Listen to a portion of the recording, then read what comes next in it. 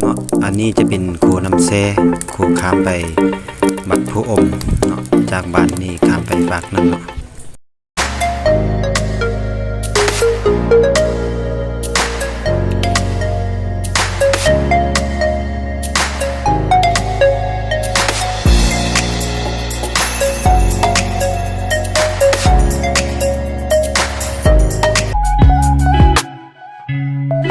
นี่เป็นเฮือนครัวของโรงเรียนบ้านผู้อมเนาะตัวนี้เนาะ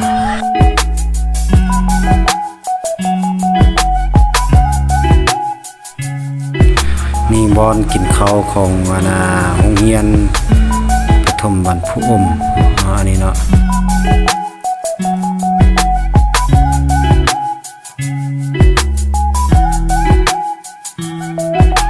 นี่เป็นบรรยากาศการเฮ็ดเรียกโฮมกับหัวหน้าโรงเรียนแล้วก็คณะพัฒนาศึกษาขั้นบาน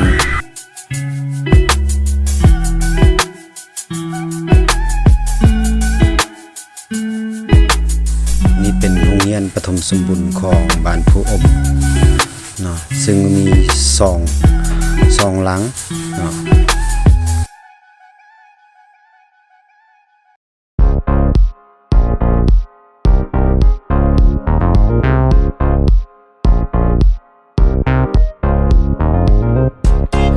ซึ่งในว่ามื้อนี้จะเป็นวันออกแห่งงานของนักเรียนน้องๆนักเรียนจะกลับบ้านหมดเพราะว่าออกแห่งงานตอนเช้าแล้วตอนแลงบ่ได้เข้าโรงเรียน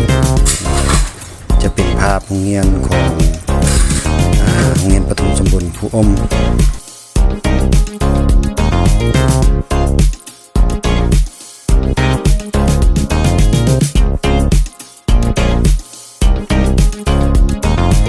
เรียนก็ติดจากบ้านเลยเนาะโดยติด